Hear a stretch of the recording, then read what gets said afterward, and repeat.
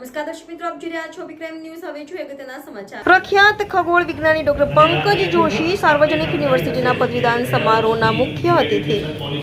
21મી ફેબ્રુઆરીએ પદવીદાન સમારોહના આયોજન પહેલા 19 અને 20મી કલ્ચરલ અને કાર્નિવલનું આયોજન. દક્ષિણ ગુજરાતની અગ્રણી સાર્વજનિક યુનિવર્સિટીના આગામી પદવીદાન સમારોહમાં દેશના ખ્યાતનામ ખગોળ ભૌતિકશાસ્ત્રી અને કોસ્મોલોજિસ્ટ ડોક્ટર પંકજ જોશી મુખ્ય અતિથિ તરીકે હાજર રહેશે.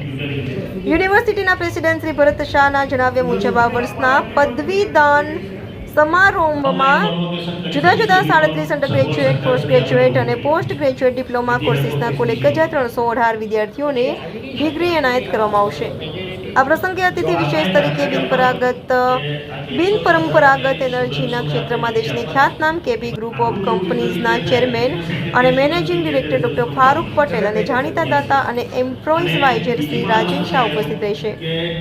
આ પહેલા 19 અને 20મી ફેબ્રુઆરીના રોજ કલ્ચરલ અને કાર્નિવલનું આયોજન કરવામાં આવ્યું છે, જેમાં યુનિવર્સિટી સંલગ્ન 8 જેટલી કોલેજોના 8000થી વધુ વિદ્યાર્થીઓ ભાગ લઈ રહ્યા છે.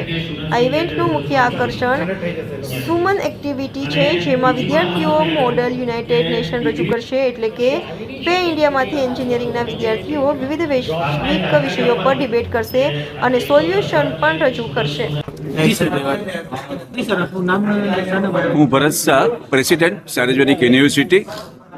મિત્રો, અમારી સાર્વજનિક યુનિવર્સિટીનો 3rd કોન્વોકેશન્સનો પ્રોગ્રામ આગામી તારીખ 21મી ફેબ્રુઆરી 2025ના રોજ સાંજે 5:30 કલાકે થઈ રહ્યો છે.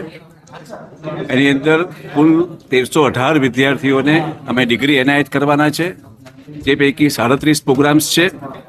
અને સાથે જ આ સેરેમનીની અંદર ચીફ ગેસ્ટ તરીકે માનીતા ખગોળશાસ્ત્રી અને કોસ્મોલોજિસ્ટ એવા doctor Pankajbhai Joshi convocation speech આપવા માટે ઉપસ્થિત થનારા છે.